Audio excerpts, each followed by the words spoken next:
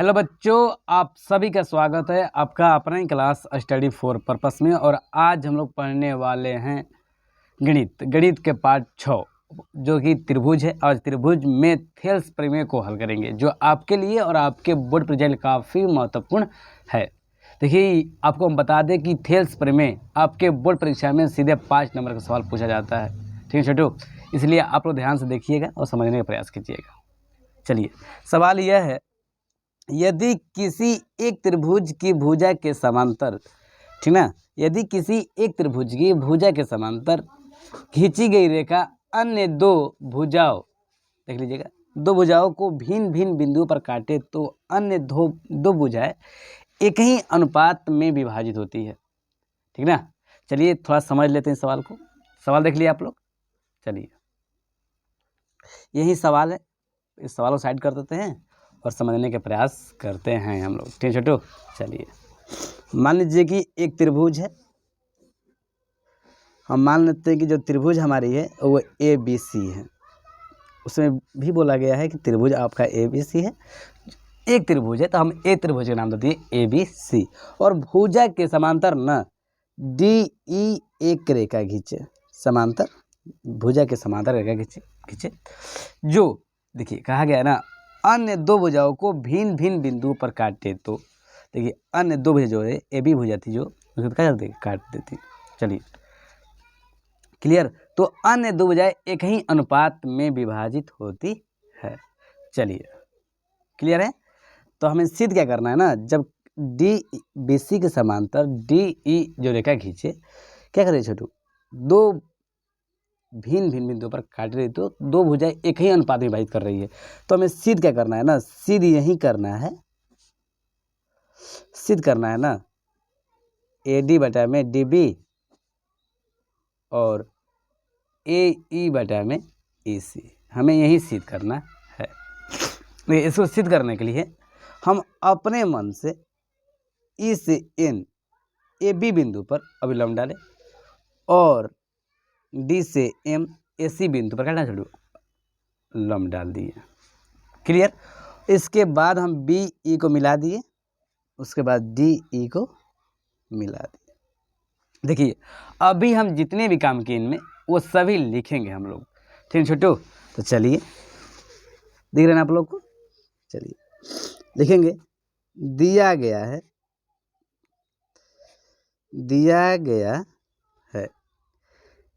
ABC एक त्रिभुज है। देखिए जो हम काम किए हैं इनमें त्रिभुज में वही बात लिखेंगे। ABC एक त्रिभुज है जिसमें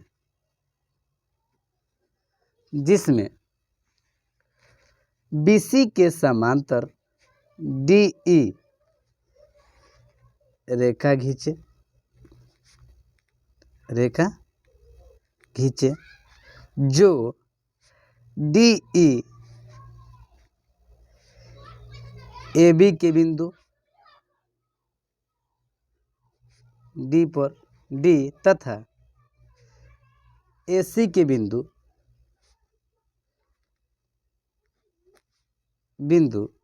E पर प्रतिच्छेद करती है। क्लियर, बातें आ रही समझ में। चलिए इसके बाद हमें सिद्ध क्या करना है, हमें सिद्ध करना है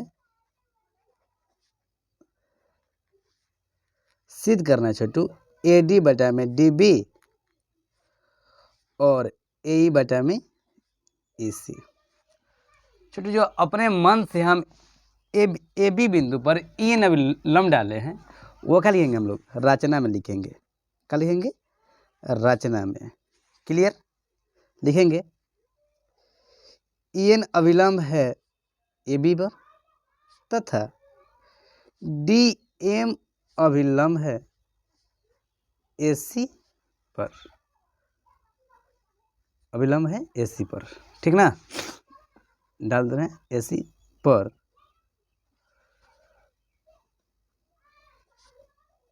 लंब डाले हैं। क्लियर, चलिए तथा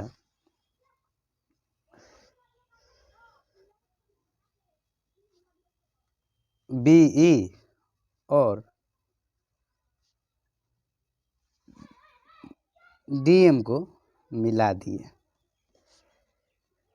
देखिए हमने जो जो पिछले कार्य किए थे त्रिभुज में वही बात हम लोग लिख दिए।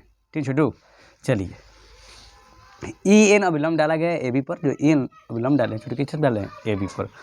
चलिए छोटू अब चलेंगे त्रिभुज ए डी ई का क्षेत्रफल निकालेंगे। उसके बाद बी डी ई का क्षेत्रफल एक बार इस साइड से निकालेंगे और एक बार हम लोग इस साइड से निकालेंगे, ए ई डी का और सी ई डी का निकालेंगे।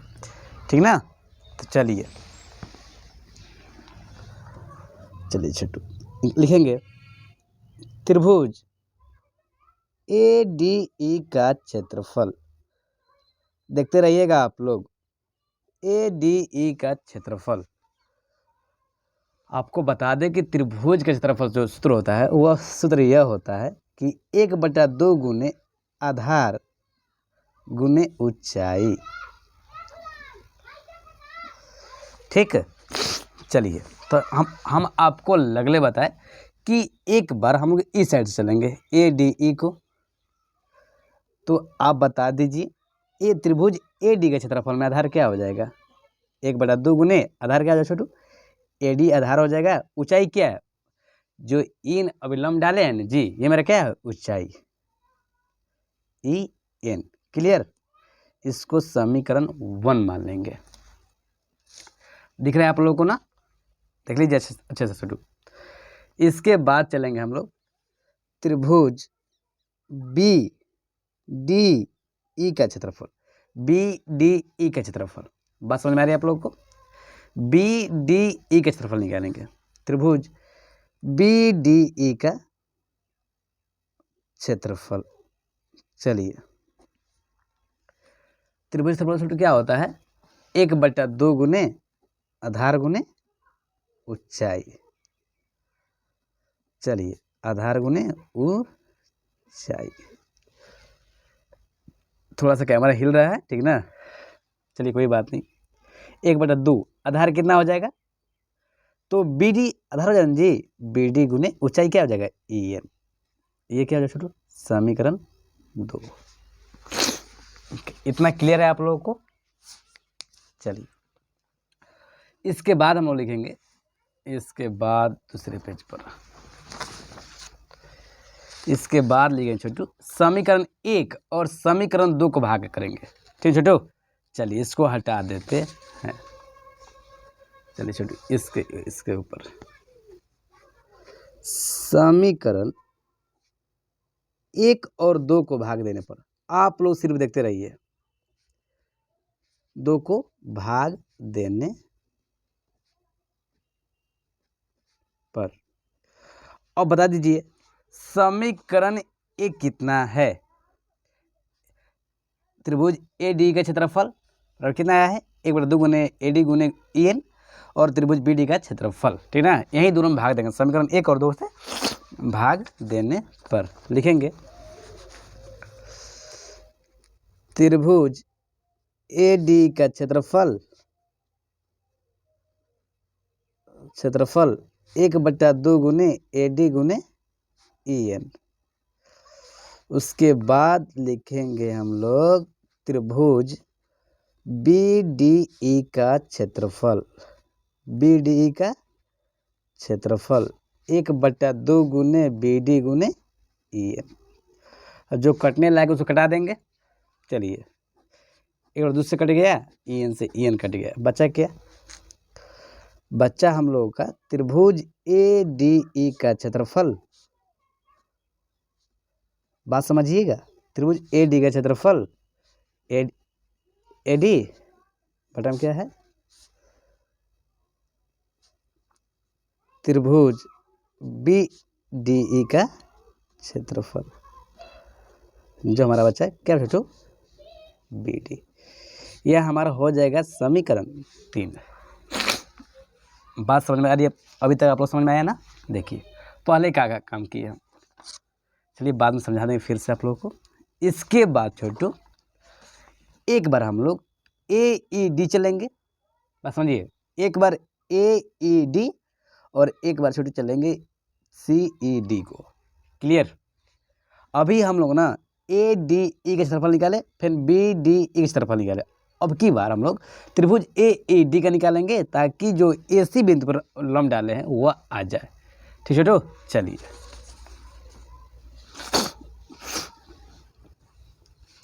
लिखेंगे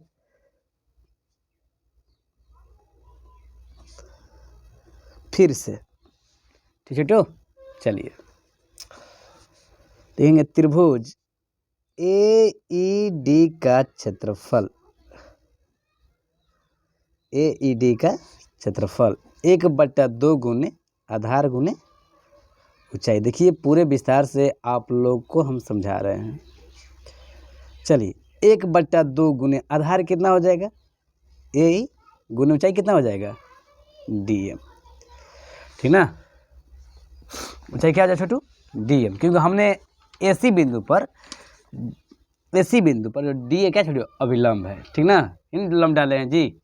चलिए देखिए यहाँ पर लिखे भी है DA अभिलंब डाला गया है AC पर। ठीक ना, चलिए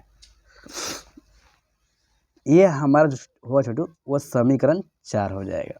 क्लियर। उसके बाद चलेंगे हम लोग त्रिभुज CED का क्षेत्रफल। उसके बाद चलेंगे त्रिभुज CED का क्षेत्रफल। ठीक है, इसी प्रकार से हम लिखेंगे 1/2 गुने आधार गुने ऊंचाई। ठीक, चलिए दिख रहा है आप लोगों को ना।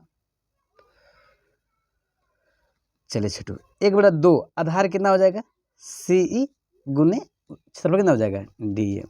समीकरण 5, समीकरण 5 छोटू। फिर उसी प्रकार से हम लिखेंगे समीकरण 4 और 5 को भाग देने पर, समीकरण 4 और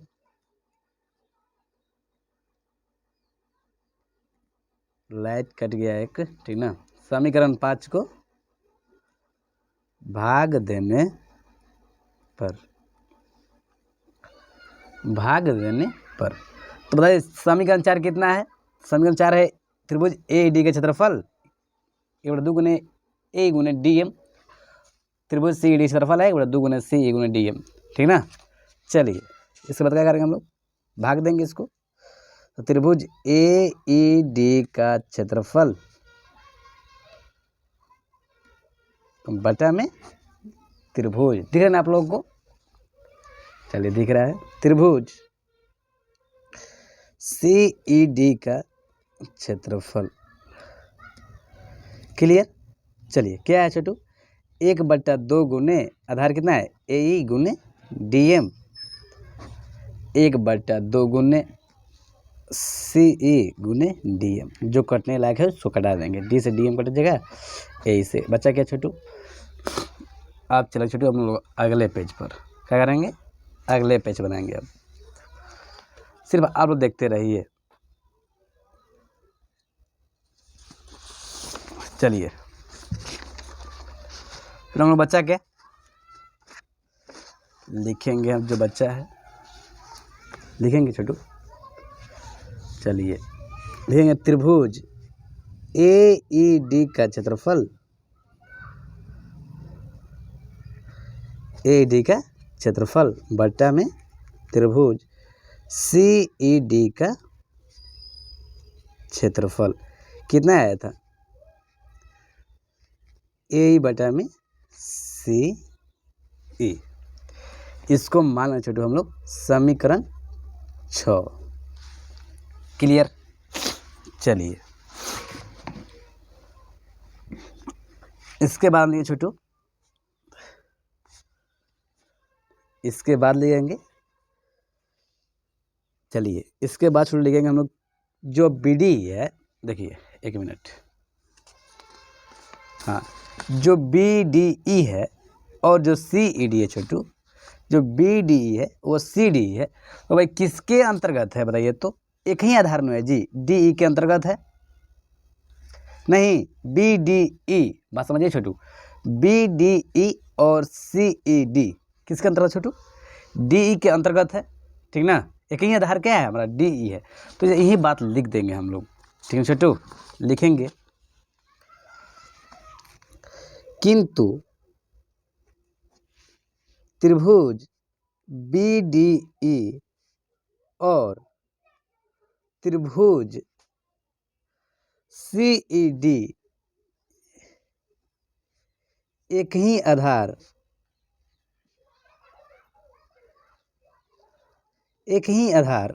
DE पर है, ठीक ना। चलिए कोई बात नहीं, एक ही आधार पर है, ठीक छोटू। इसलिए त्रिभुज BED का जो क्षेत्रफल है बराबर है त्रिभुज CED का क्षेत्रफल से। जब हम थेल्स विलोम करेंगे तब इसको प्रयोग करेंगे, ठीक है ना जी। अभी हम थेल्स पर में पढ़ रहे हैं अभी। तो चलिए अब लिखेंगे, हो गया क्या है, त्रिभुज BD के क्षेत्रफल बराबर है त्रिभुज CED के क्षेत्रफल के बराबर। अब बता दीजिए, अब लिखेंगे समीकरण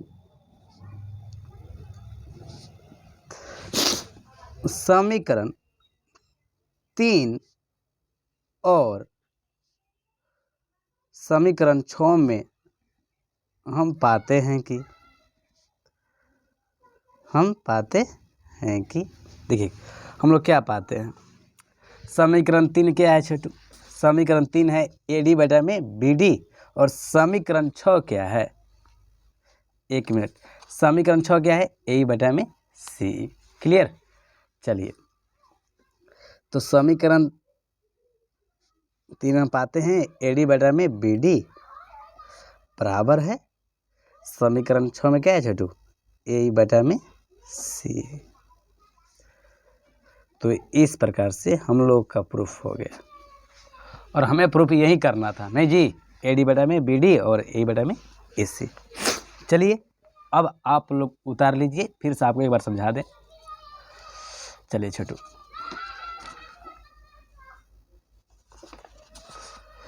चलिए ये सवाल है आप लोगों का। सवाल यह है कि यदि किसी एक त्रिभुज